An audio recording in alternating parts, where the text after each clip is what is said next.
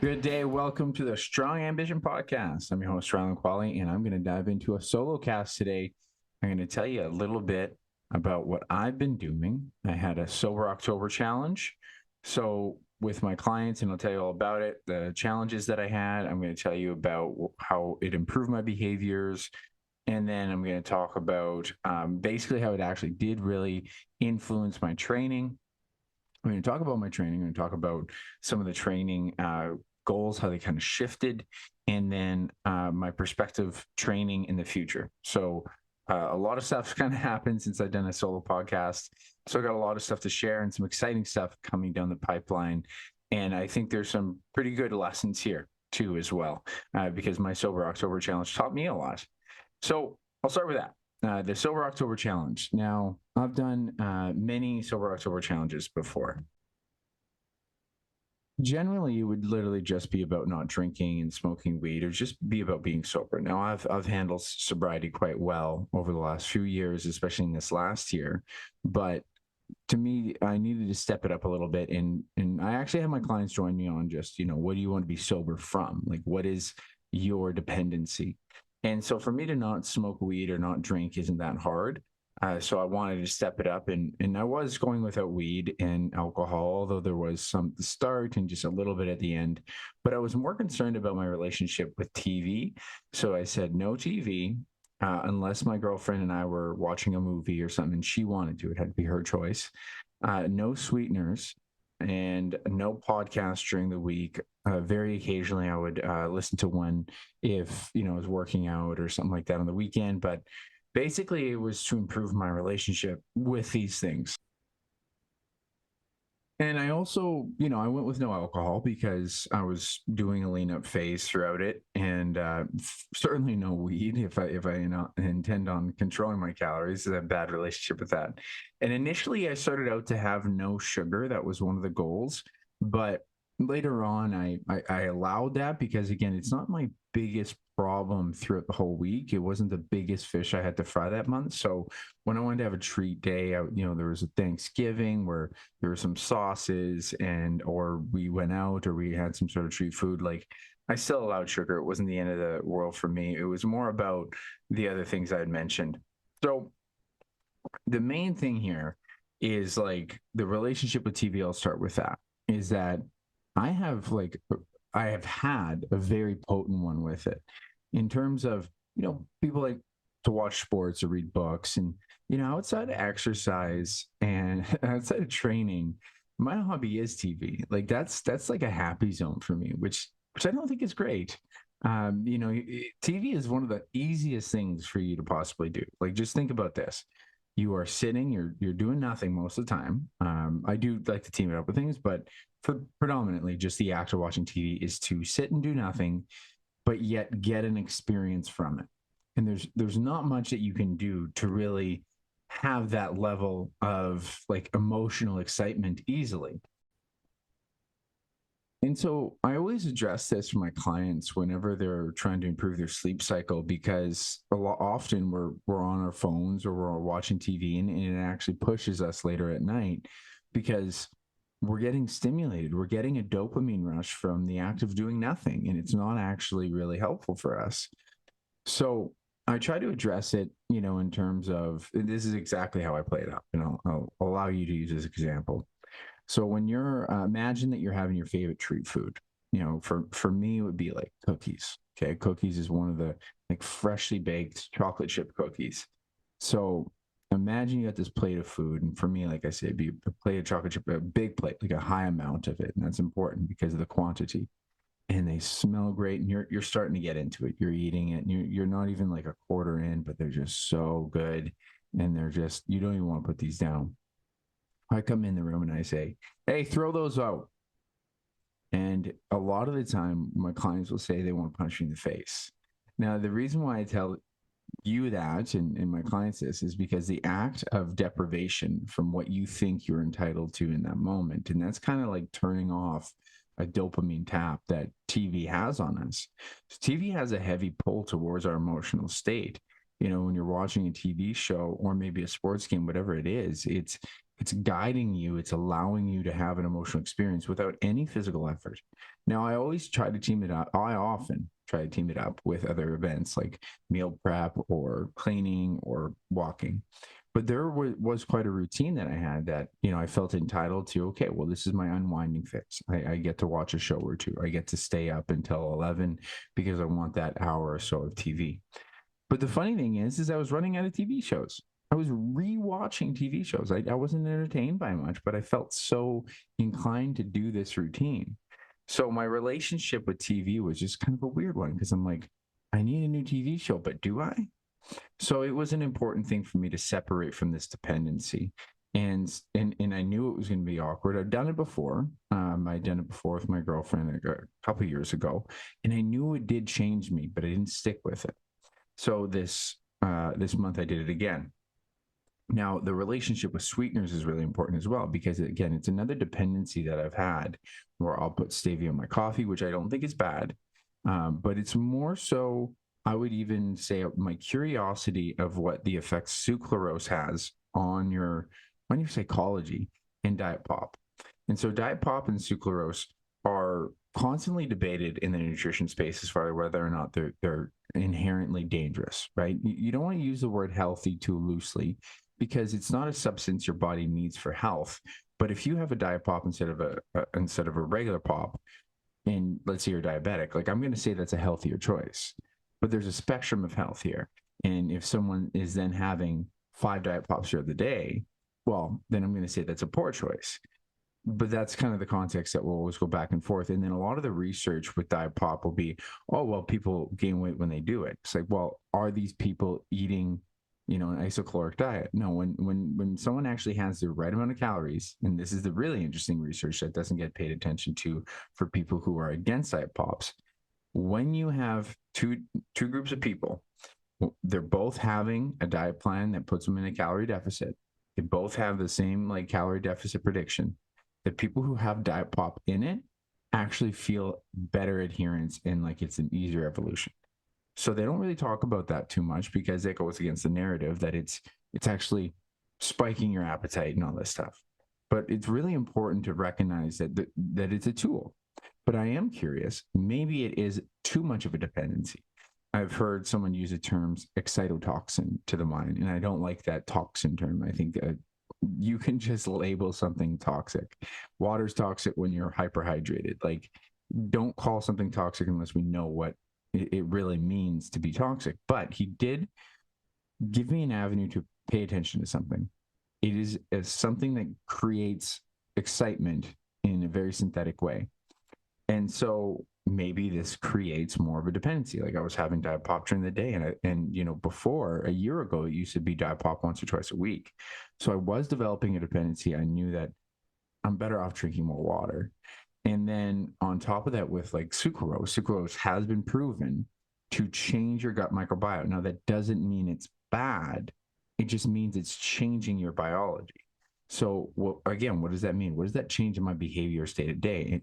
And one of the things that, we're just on such a precipice of bringing out some interesting information on gut microbiome. So gut microbiome is a bacteria in your intestinal lining, and trillions and trillions of different gut microbiome. And this bacteria actually works symbiotically with you to exist. It's like, it's super, super helpful to have. And the thing is it's almost like we just discovered the Atlantic Ocean. Like we're just getting into exploring this stuff because there are trillions, right? So it's like very similar to how much we know about our ocean, but I would say even less because there's just so much to know. And sometimes you'll see someone could have inherently like this, they'd say this is obesogenic, meaning obese people have this kind of gut microbiome. But that doesn't mean that you're going to be obese if you have that gut microbiome. It's what we're trying to find out about it. Now, the reason why I want to address that is because people will jump to conclusions about gut microbiome. They'll say, oh, well, it kills gut microbiome. Good and bad is still just a trend that we're trying to determine. What it actually means for your acts, like you could find a jacked, shredded guy with what would seem like unhealthy gut microbiome, but he has all healthy behaviors throughout the day, and he happens to have diet pop. So and I've, I really believe that the big thing here is, what is kind of the cutoff for what's an appropriate amount of diet pop? If it's a dependency over water, that's a problem. And who am I without it? What's it going to change? Because really interesting stories and cases that are coming out. So this was more of a case study, doesn't make it 100%, but hearing about people who have had, and I know this sounds graphic, but fecal transplants. So when you have a fecal transplant, this lady had like really unhealthy intestinal, like I think she lost it all because she was so sick. She had a fecal transplant from a cousin. And when she had that fecal transplant, it actually helped her recover because she needed some gut microbiome in order to improve her health. Not only did she get back from her illness, but she actually came back leaner like months later. Like it actually improved her overall metabolism because gut microbiome actually affects your metabolism. So this is a really interesting thing. Now, case study doesn't make it like, it's N of one. It's a case study. It's like you can just report case studies, but they've also seen similar stuff within mice. And again, I think this is going to be more, this is why I'm saying we're on the precipice. We're starting to hit this ocean. So we're starting to discover things. Now, with that being said, okay, sucralose could be changing my gut microbiome. Maybe that's a part of, forcing my psychology to crave sweetness to a different unhealthy extent. It's not going to be the whole picture. The biggest picture that I think anyone should look at is their psychology towards affinity of food. And that is a lifelong event. That is at your subconscious level, how you feel about it. And I actually asked myself that question. Why do I like Diet Pop so much? Well, because Diet Pop, let's say pop was the treat food as I was a kid. Like we could only have pop on the weekends, and it was this precious thing, and it was this cool experience of food. It was fizzy in the mouth, and I finally recognized, like, why do I like this? And it's like, oh, it brings me back to being a kid, and that experience of a fizzy sweet drink was a precious thing to me as a kid. And then when I actually did start to gain weight a lot, it was when my parents weren't watching me and I could have a diet pop every day or a regular pop every day. I would go buy pop and chips. I should say my mom would pay for a pop and chips whenever I would go over to the meat shop that she worked at. And I would just go in, grab chips, pop. I would say, hey, Tracy, gal that works for my mom, can you put this on a tab? She's like, yep. And I could just walk up. And so that kind of feel that. So, pop was a very big part of my upbringing as far as like a food that I had an emotional relationship with. I would hide it and I would drink it. So, like I say, as much as all these things that I'm going to be I was doing in this month, there's always going to be a relationship with the psychology of it. Now, the sucralose is mainly in my protein powder. Like that's the main thing. And I used to have essential amino acids, and I'm trying to lower, because there's not much of a benefit to essential amino acids outside of satiety, which is if you're having enough protein feedings in a day, essential aminos or branching aminos are probably not helping you that much. And I would say that I kind of felt the satiety effect, but I also thought I'm fairly certain the satiety even more so comes from the sucralose itself. So, removing all that stuff, it was quite a challenge for me because of that protein shake was protein powder was like my favorite thing at the end of the day. It's like a dessert. So, these were some big challenges, and the podcast was a distraction thing. So when I work by myself a lot of the time for the exception of meeting clients. And so I need to stay focused. And then when I go and I will go do a workout, I put on a podcast, and that sounds nice until you're too involved in that podcast. And it's just like, you might not be moving as fast in the workout. You might just kind of be a little bit more distracted on your rest. And I don't think that happened too bad, but I think it still would slow me down, like just a little bit of speed. And then actually coming back to diving back into work. It's like I felt plugged into something and I didn't want to leave it because it was already allowing me to escape my internal thoughts. So I had to go back to music, or sometimes just silence, or whatever music they were playing at the gym. And I felt like more connected to each moment because podcasts were distracting me. And if you like podcasts, I hope you do as you're listening to my podcast. I'm not against it. I'm just saying how I had a relationship, especially some that were just more so amusing. And I was even finding less amusement with this. This is all the other thing was like between TV and podcasts. It's like I wasn't even feeling that content with the experience anymore. So I wanted to step into this, and I had some clients also do it with me, which was really fun. I had a client who like had completely doubted her ability to do it at all, and she went the whole month, and she said, "Wow, that was way easier than I thought." And she had a heavy relationship with having a glass of wine almost every night, and so for her to go from that to completely sober for a month is incredible. Many other clients did really well. Even if they just had less, I'm just happy someone that they stepped into it and tried that discomfort. Now, the the really cool thing there was, I also add like this is kind of a discipline zone thing for me. So, if I do a monthly challenge, sometimes it's like this is the challenge zone. I'm setting out. I'm going to do this, this, and this. And I'm just going to basically pretend to be another person to see if I can try these habits. And it's usually better to do that like habit training for like 3 months. But sometimes it's also good to just try things, because sometimes if you're like that uncomfortable with something, like even the sweeteners and stuff like that, like I'm even looking at the evolution rate after. So even though the first month is a little bit more intense, I'm easing back into things, if at all. And I'll talk about how I did learn from it and I'm easing back into things. So the I'll start with the TV and how that really. Oh yeah, the other things I was going to mention. I wanted to mention that I also, because I'm in a discipline zone, I was doing cold showers in the morning. I would do morning cardio, which actually made the cold showers significantly easier. It'd be like a minute and a half, but I'm already coming off of sweating and like because I was doing a cut, so it was actually kind of easy. To easier. It still sucks, and you still kind of got to prep yourself, and then there's still this real shot of cold, but it felt really good to have morning showers just to feel like, so refreshed. So that was a really good one, because I knew I was going to hate that. I'm not a fan of cold showers. I became more of a fan. So then from there, I also would do just my dietary restriction in general. I'll talk about how I use this, again, discipline zone mindset to get me comfortable with discomfort. And I went into a pretty aggressive deficit for this month.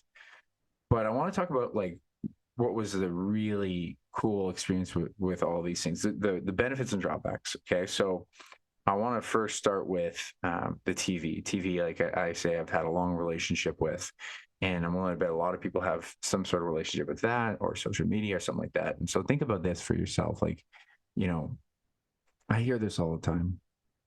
Oh, I just like got, that TV is like me time. It's time to unwind and stuff like that. And I completely respect that. But something that I really try to address for people is how valuable sleep is. And when you say me time, you actually should consider that your whole day is you time. All right. So you wake up with yourself in your head, and you go to sleep with yourself in your head. And there's other people you talk to throughout that. And if your TV time actually goes into your sleep, and now you're getting 6 hours or 5 hours of sleep, and the rest of your day, every experience that you have with your thoughts in your head or your conversation with people will be harder.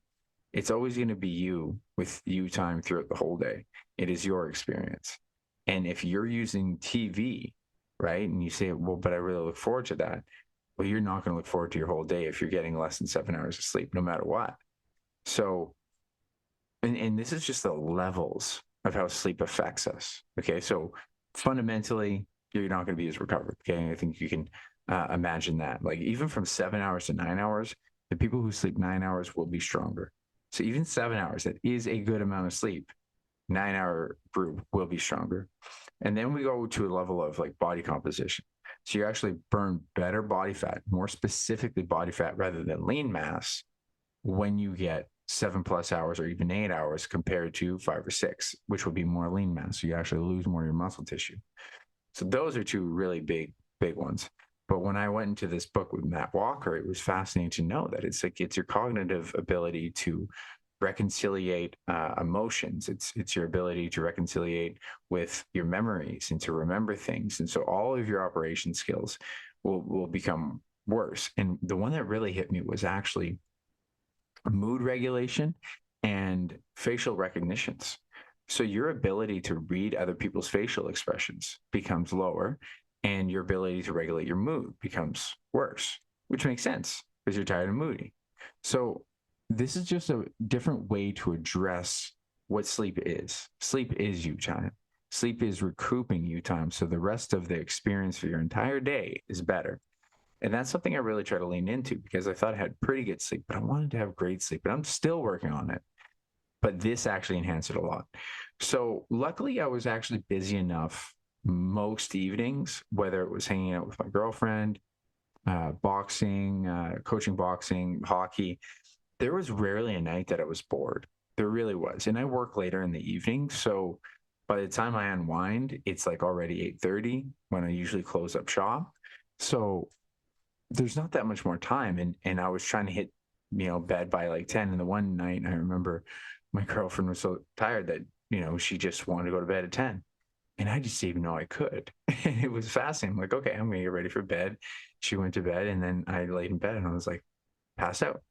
And it was like that moment that I realized, oh, TV keeps me up.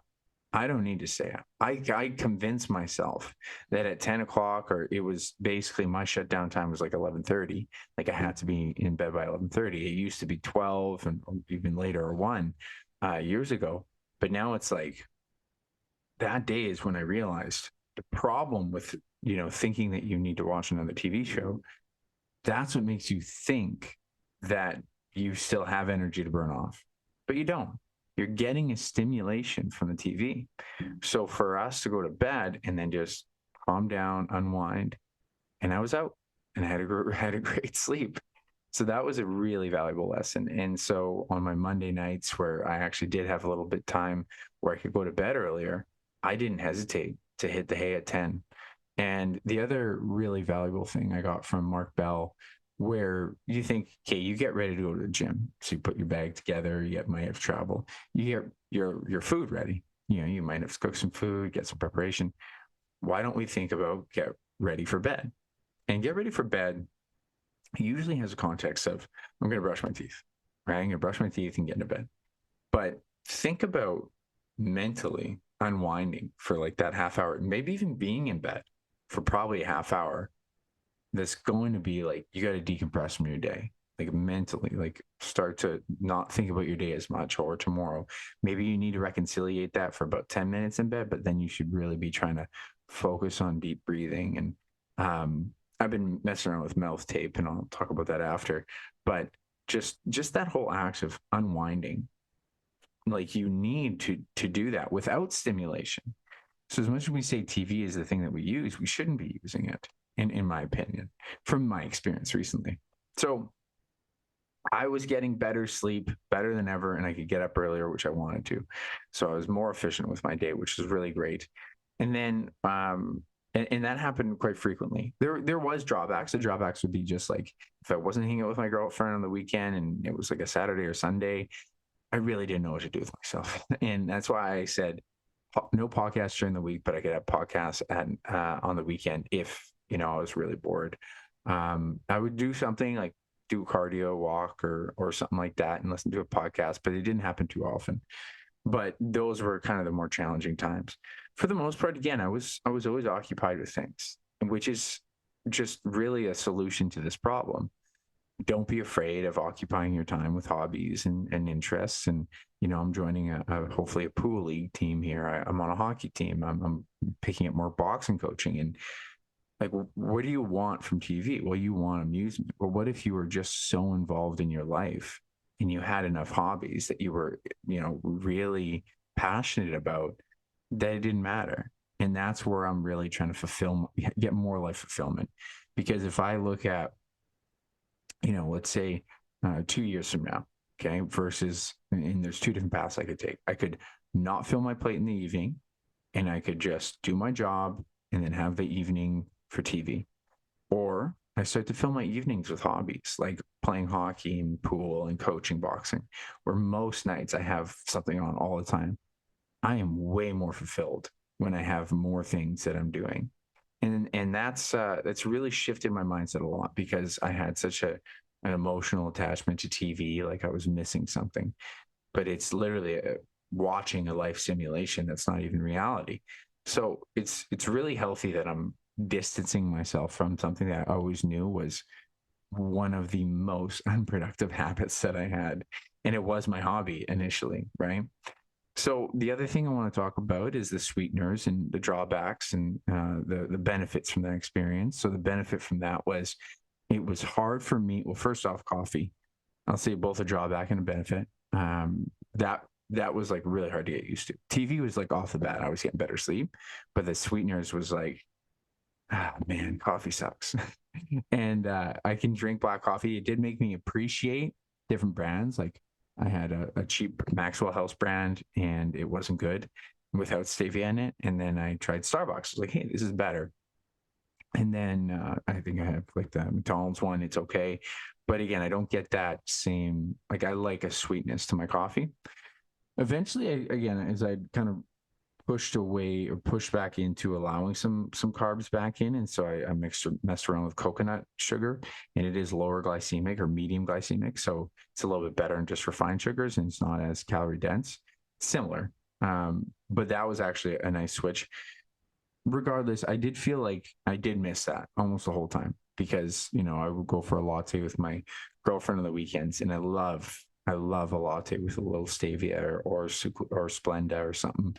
And so I do miss that, and I may bring that back in gradually. But on the other side was the protein, which was really interesting because I couldn't figure out how to get something other than meat that would have high protein. So I messed around with some things, and I actually did create a pretty cool protein powder free protein shake or kind of a protein snack, and it was dry it's like 0% cottage cheese curds, and I would blend those up, put some water in there, put cocoa powder, I put honey in it, and then some fruit, and I'd actually dress that up on fruit, like cut up fruit, and it was like a pudding, and it was really good. Like there was something so pure about it that it wasn't like super sweet, it wasn't fake sweetness, and that's the thing that really changed. Is like I did that, and then I also eventually just saw that was not cost effective because I'm just flying through these cottage cheese. So I did regular cottage cheese at 1%, and I actually just got unflavored, unsweetened, no filler protein powder, so I could boost that protein number up because it was just way more cost effective. But there's no sucralose, no sweetener, and I don't think much for fillers. There's some, but not much. And that still tasted great. And what was good is I was getting this pure flavor from it. Then fast forward to like this week when I finally have my protein powder, which has sucralose and stuff in it, and I mix it in the same way that I did the other protein powder, and there was like less of an excitement. I was like, wow, this kind of sucks. And then I had the standard thing yesterday, and I was like, hey, this still tastes delicious. So there's almost a purity to this taste with like just using honey, using cottage cheese, and even though there is protein powder, but protein powder without the sweetener. And so I'm still playing around with adding some sweetener here and there. I had sweetener in my coffee, and my taste buds have shifted the relationship with it. It's like it doesn't like it as much. It likes just more of a pure actual sweetness. So some people will say, oh, I hate diet drinks or I hate stevia, and they have a bad relationship with that taste and that flavor. I established this a long time ago. Just get used to it. Get used to a diet pop. Get used to stevia or sweetener, to the point where it was a dependency where it's like, I love it. And now I don't love it as much, which maybe is inherently good. Maybe it's inherently good that I can just rely more on just regular flavors, but I'm still experimenting with this. So that like the benefit was here that I had to really explore flavors. The drawback is like stevia is a really cool tool to experiment with when you're making other things. Like I put it in some cooking, I put it in baking, anything that I'll still put honey, I'll still put something major in there, but then I could put stevia in it, and it'll heighten it. Like it was actually really challenging to make the meatballs for Thanksgiving because I wanted to not just use pure sugar. And that's how we usually make sweet and sour meatballs. We just like it's vinegar, sugar, and soy sauce. So I used honey, maple syrup, and I think we used like tapioca and again vinegar and soy sauce, and it actually worked pretty good. I would make an argument that stevia could maybe make it a bit better or just lower calories. Like it's a way to keep your calories low and to still keep sweetness. it is never going to be as good as pure sweetness. It's not, because you're not having that much sugar, and that's kind of the goal. But I'm going to keep experimenting with this because I do think it's maybe a positive, because I'm just more pure on the flavor. And I will say the really interesting thing was, and maybe this is anecdotal. Well, it is anecdotal, and it may have just been a couple experiences. But I'm really going to be curious to see if this satiety sticks, because and as I talk about how I did my diet cut and stuff like that, and the feeling of fullness, I was really genuinely surprised that that meal would make me feel full if I didn't have the suclarose protein powder. I had the unsweetened. I was like, this is still good. And I just recently had it a couple of days ago, and it's like, hey, this maybe I'm not as full. Maybe this is almost too enjoyable, and that's something that I felt kind of lacks in some protein powder.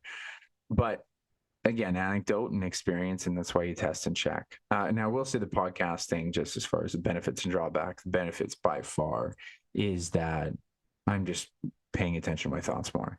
This is something I really settled into, or when I was having a really deep thinking day, that be more okay with just thinking, be more okay with not being distracted. Because what are you distracting from? Well, you're distracting from the problems that are evident in your life.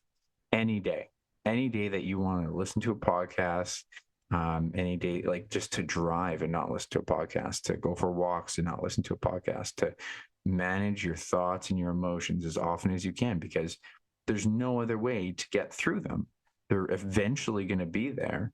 And the more time that I'm willing to spend just thinking about, whether it's my business, emotions, whatever kind of challenges that I'm being confronted with, if I just pop on a podcast, it doesn't solve that problem. It's still a real problem in my life.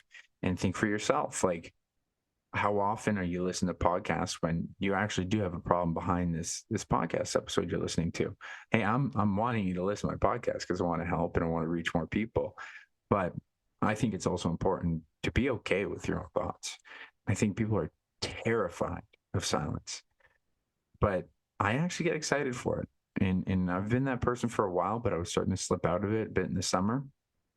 And I wanted to step back into that. And I felt very present, which is really cool. And even just the last couple of days, November 1st, it was just a couple of days ago, as you're hearing this a week after, but I allowed a podcast back in when I was doing training, and I had a hard time turning it off. Like, I legit had a hard time turning it off, going back to work, and that happened 2 days in a row. And I just know I can't allow that again. So I'm back to no podcasts during the day, and I can allow podcasts at night, but I cannot be distracted during the day because it's going to eat away at my job. It's like, I'm more okay with not going back to work if I have this podcast on. But I'm still good at podcasts. And actually the benefits of podcasting, I think, is like driving when you maybe are tired and you have been thinking about work all day and you actually don't want to think about that. And I get that. Weekends, when you're going for a walk, you're doing cardio or anything like that, I think podcasts are great, and they're a great way to get information. That's what I'm trying to provide to you. Audiobooks, like that kind of stuff. Doing cardio, doing something when you're doing it that inherently it's not going to pull away from your productivity, right? I think it's still a good tool. But I definitely learned a lot from that. So those are the three things. Like, I mean, TV moving forward, I'm not going to allow after 10 o'clock, unless, again, me and my girlfriend are happen to be watching a movie or something together, or it's the weekend. But like, I have a hard stop at 10 now, and that's going to help me with my sleep for sure.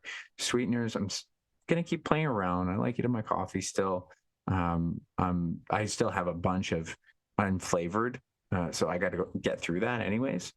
And I'm just going to keep kind of going, switching back and forth to see, like, what is the satiety difference. And I highly recommend you check out my low calorie protein snack, because it's on my Instagram page, and just try that snack, because it was amazing how full I was from it. And it's like, I think it was like 400 or 500 calories. You can make it 400 calories, you can make 500 calories. And it was just cottage cheese, unflavored protein powder, which you can put your regular protein powder in, and then a little bit of water, cocoa powder, honey, and then I would cut up fruits or even have frozen fruits, slightly thaw them out, and I would have in like a pudding form. And it was favorite meal that I'd have at night. It kind of like it's crazy because of how much I enjoy it as much, if not more. I want to say more, but my old one was the protein and oats. That was like my favorite. That was like almost that is my favorite dessert because it's actually healthy. And it was kind of taking the place of that. Just a bit more of a pain in the ass to make. That's the only problem. So those are my moving forward things. And I was really glad I did it. Like I think the big thing here is trying to learn from these really big challenges, because it's not just doing it. It's like, okay, well, what's a character that I can sustain from this as well? And that's what I kept saying to my clients, when you're doing Sober October, what can you carry from this? Like, what's your new standard? And the cold showers, I'm kind of fighting myself back and forth. I said I'm going to go with cool showers for a bit. I'm still going to keep morning cardio as long as I have time. Like today, I didn't do it because I'm on my feet a lot most of the day. I really did like my morning cardio because it took care of just a minimum effective dose of activity really well. And yeah, and then the diet we'll talk about now, because I'm going to talk about how I'm evolving into my bodybuilding prep in the spring. So really exciting stuff. So what basically happened was when I was working with Nada, and I started to recognize that the probability is there's going to be a bodybuilding show before there's going to be another powerlifting meet that I would be ready for. And I just knew my knee is going to take a very long time to recover. So I felt like restricted in what I could really get excited for competitively if I was going to wait for powerlifting for my knee to get better. And I also was, because of the volume that Nada's program had, I felt inclined to start to do a bit of a bulk. Now, this is where it's entirely my fault. I was eating like an asshole. I didn't, it wasn't that bad at first, but then it was harvest and I was going out to my parents. My mom was cooking me these meals. Some meals I had that were mine, but then, it was just like, there would be leftover this or that and be like, oh yeah, I'm bulking. I was like, knowing subconsciously in a deep level, I'm like, you're allowing yourself way too much to eat like an asshole.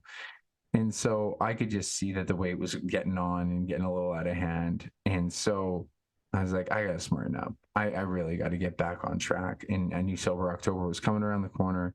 And I was starting to think about, like, why not do a bodybuilding show? So I knew I didn't want my body fat to get so high from like bulking that it's going to be a really aggressive cut. And I knew I wanted to smarten up. So that's why I said, okay, let's do a bit of a fall mini cut for about 6 weeks.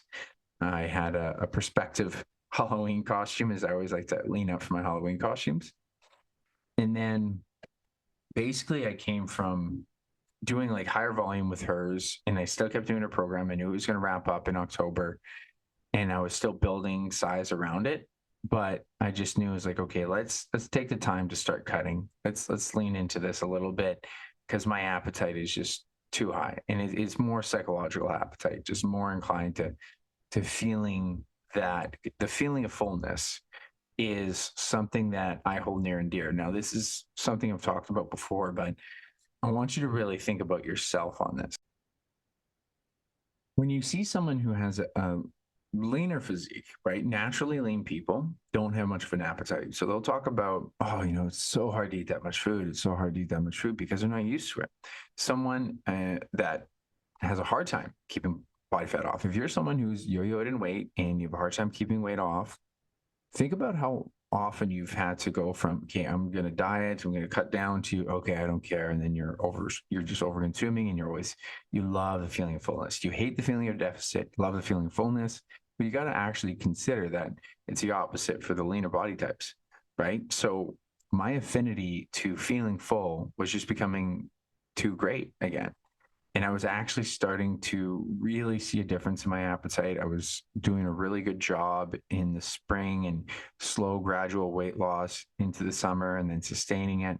But then this little bulk, I just even use the term bulk, it should be muscle building. It should be eat the same food and have a consistent plan. And I wasn't planning. I was just eating what my parents gave me and then some, because I was like, oh, it's bulking, and really not hold myself accountable. The meal plan shouldn't change.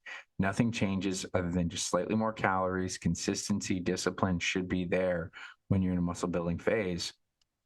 Otherwise, you're looking at a dirty bulk, which is inherently just, and I keep saying this, eating like an asshole because you say that you're training enough. And that's not how it's done. It's not done appropriately, because you're going to enhance a really poor relationship with food.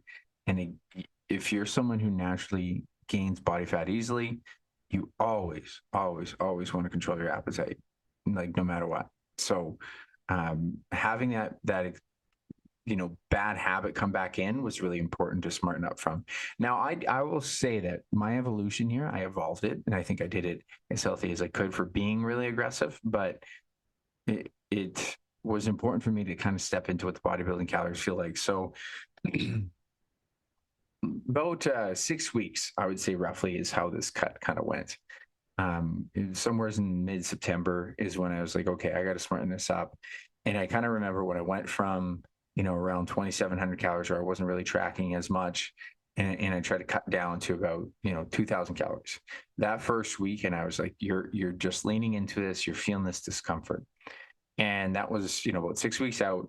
And I was still working on the farm, but I had to just, I told my mom, I was like, Mom, I'm making my own food. I gotta get back on my plan. And so that was like, the first week was tough. It was but it wasn't crazy tough. It's just like appetite. It's just psychological affinity to food. My energy was fine.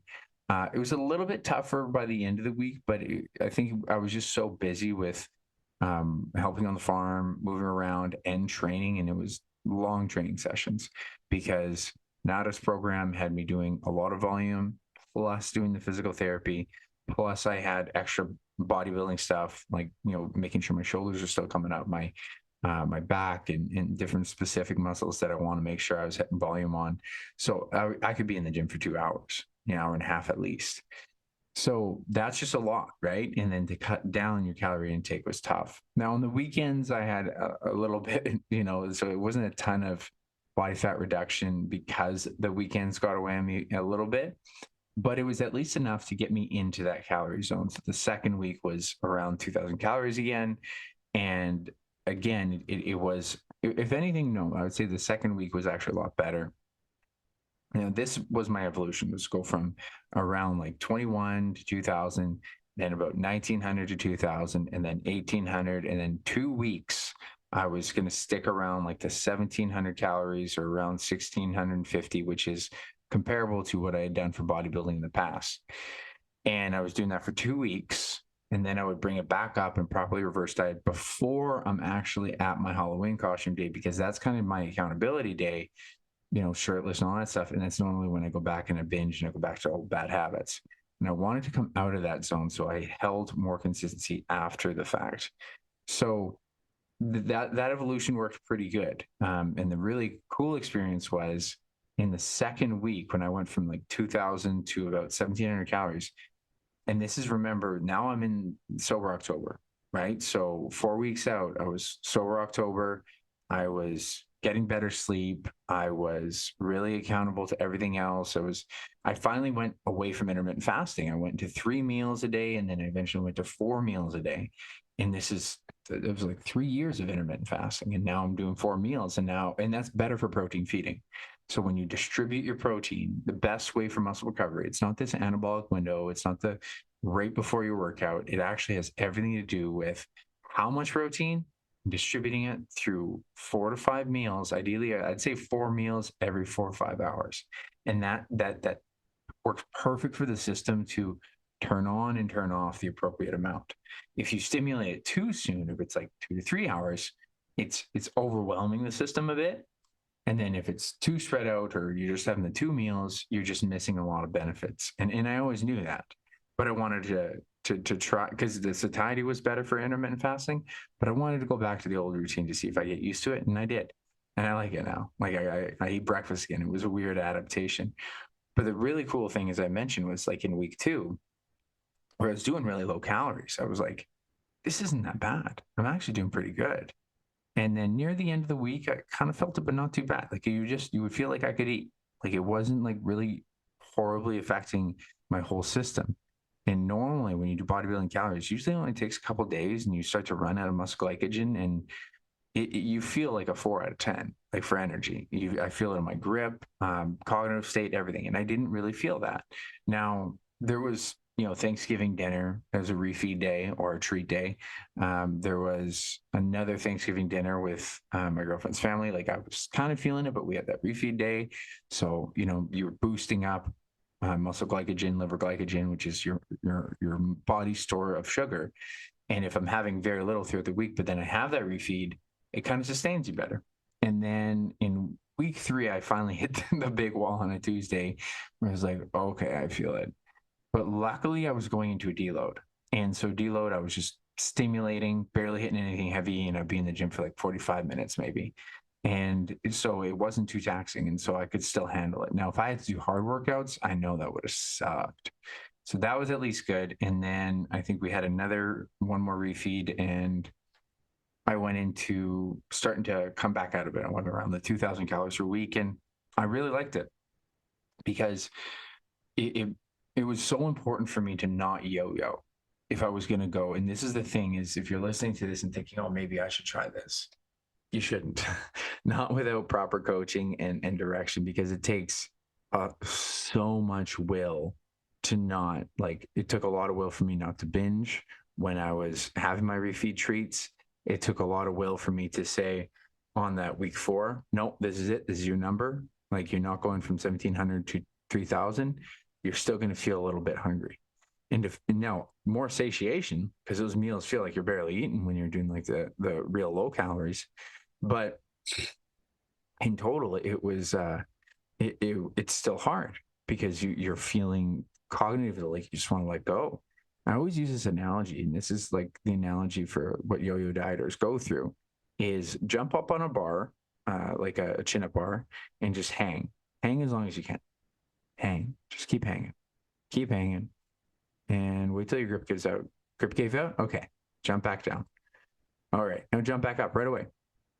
Well, you don't want to. My grip's toast. Right, that's your mental will. That's exactly what you're doing when you try to yo-yo diet and you try to push, grin and bear it. Got it. Okay, take a break. Okay, jump back up.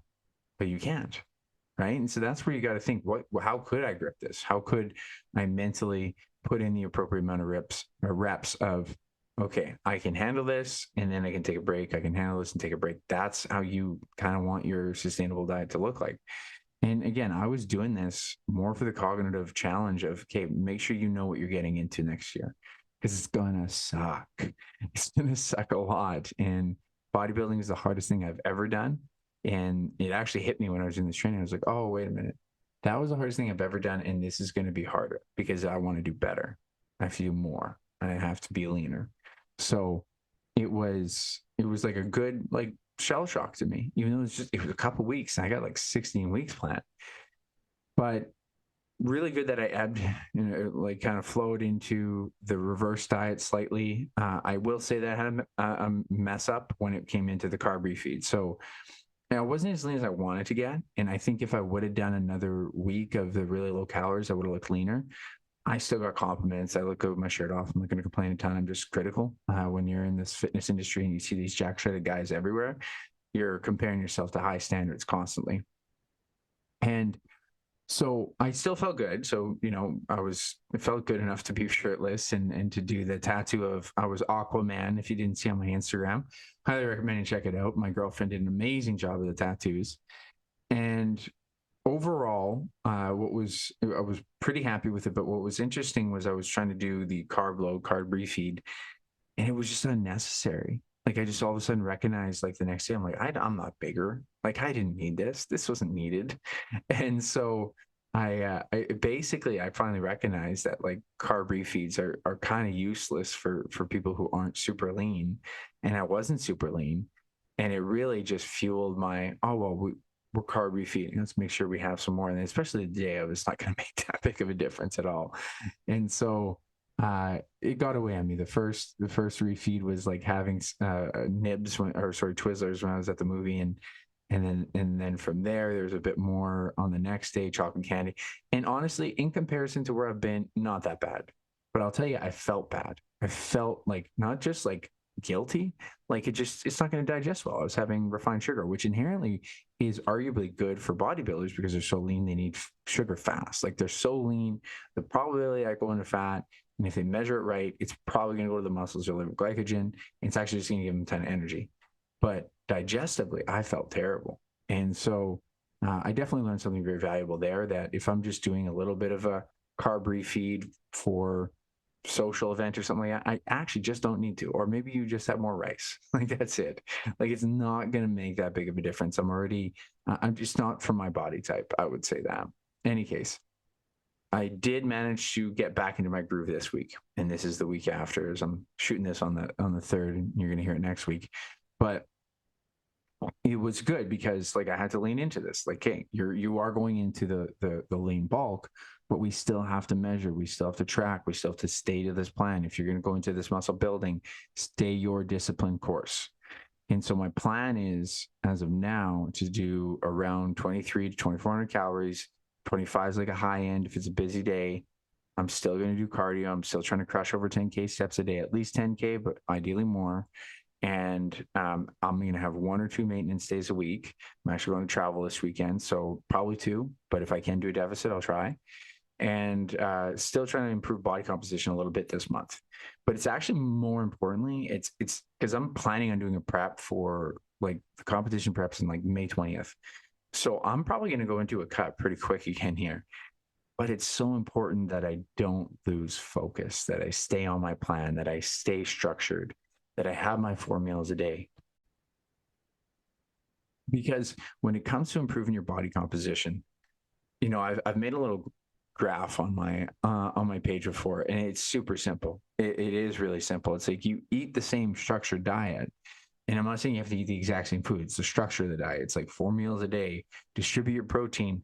Know like your go-to proteins, and you can kind of, okay, this is meal 1. I have 2 or 3 versions of meal 1. And meal 2, I have, it can be ground beef, or it could be eggs, or it could be, something else in meal 3, meal 4.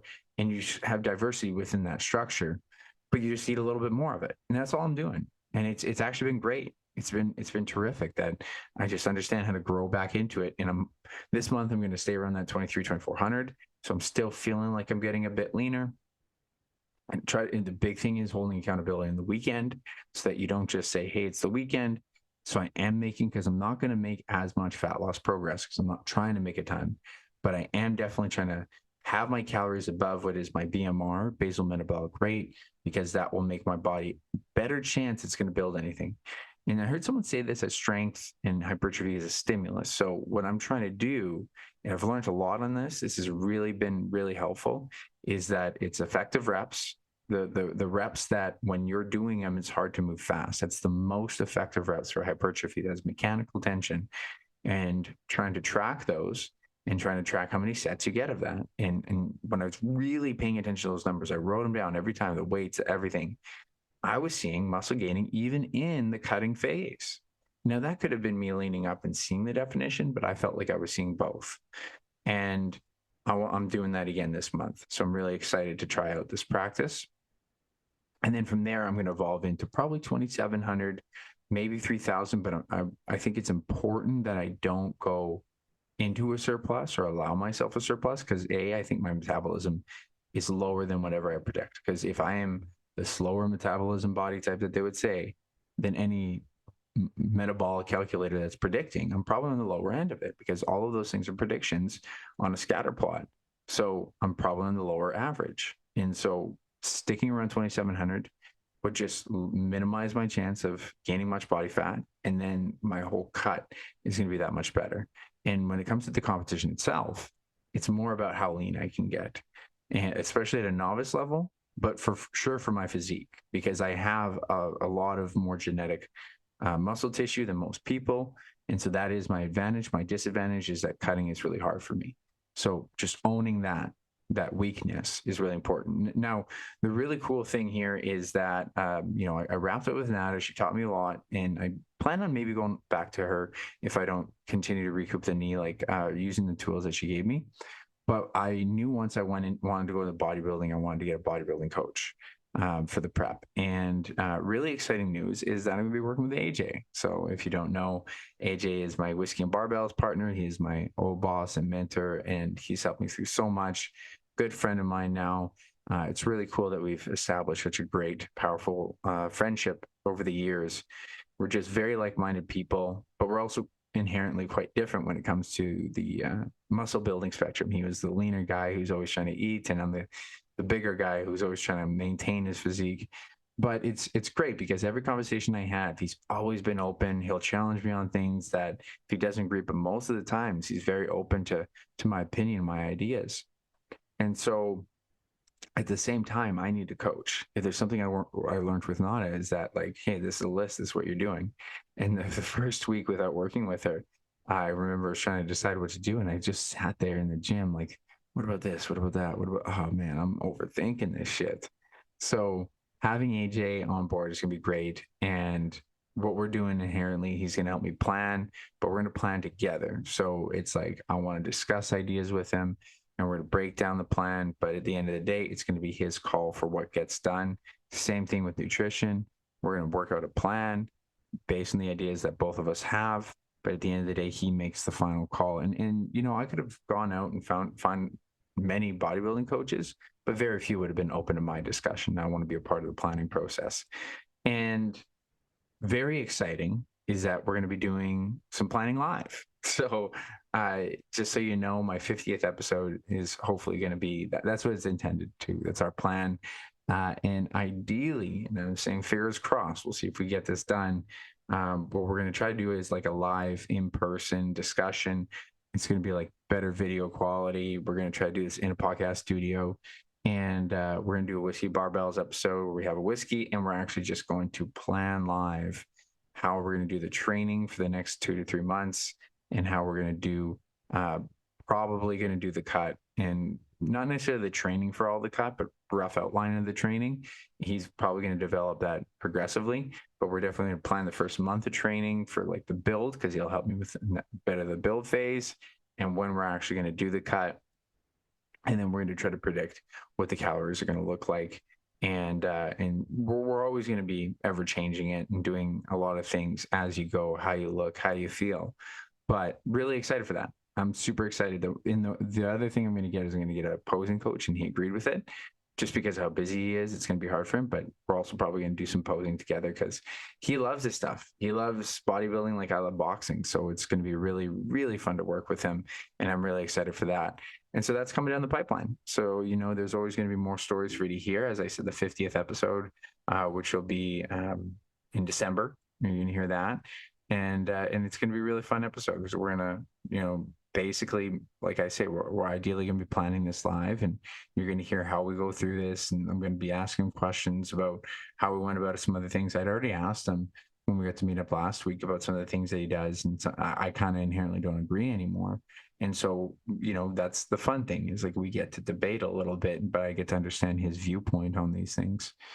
So there's going to be something for you to learn, as I'm going to be learning in the moment as well. And I think it's going to be really exciting stuff coming down the pipeline. If you don't follow me on Instagram, please do. Make sure you track that Instagram story, because where am I at Wednesday? I do every Wednesday, and I kind of talk about, I was talking about the building or the cutting phase, the mini cut I did, and I'm talking about the reverse now. I'm talking about how I'm working into the lean bulk and trying to hold accountable to it, and the challenges that are coming up. Like I'm going on a travel trip.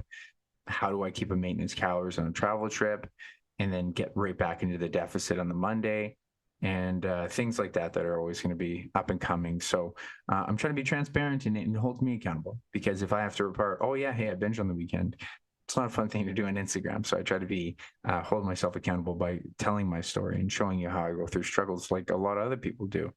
So really exciting stuff. And I hope you follow the story. I hope today even give you some good lessons on yourself. If there's something I think that everyone should do is always try to find a form of dependency that you can maybe do without. I think if there's anything that I hope you take from this episode, it's that. I think it's that, you know, like, I mean, TV, I had a very, very powerful relationship with, and have really spaced it out. Like I'm really not heavily pulled towards it. And so that's a really exciting thing, to have that independence from an old part of your identity and being more at peace with it, not as dependent on, sweeteners. And maybe this is evolving my affinity to sweetness overall. So you don't. I said this to one of my many of my clients about the sobriety challenge. If you haven't tried who you are without it, how do you know you wouldn't like it? So consider that for yourself. Whatever dependency you have, and maybe try a month in November, or maybe December, or maybe it's January, whatever it is, but step into that discomfort for 1 month. And as you're doing it, start to pay attention to, do you like who you are? And if you like who you are, then you should be planning the next phase. How do you phase that into still allowing that? Like I said, I'm still going to allow TV if it's before 10, or especially if I'm doing something like doing cardio or cooking or something like that. And same thing with podcasts, that kind of stuff. Still allowing stevia or sweetener. I haven't even had diet pop yet. I'm looking forward to it. I'm not going to lie. But, evolving that away from the old dependency is a very valuable thing. And I hope you follow the story. I think this story that I'm going through this year is going to be really exciting. I was even hoping after that is to get, by then, hopefully my knee is a lot better. And then I could be staring down the pipeline towards a powerlifting meet in the fall or something like that, once I recoup from the bodybuilding prep. But a lot of exciting stuff coming. Thank you so much for listening today. Remember to like, subscribe, share this episode with someone, especially if they find this stuff interesting, as far as bodybuilding and understanding meal prep, or really the Sober October challenge itself. And I want to get out to, I want this to reach more people. So always try to send out this message to more people. And I always appreciate you listening. I hope this stuff is helping you with your ambitions. That is my goal. My goal is to get more of my message out there and to help more people. So thank you again for listening. And remember, it's always, sorry, let me rephrase that. It isn't about the pursuit of happiness. It's about the happiness within your pursuit. And I'll catch you next time.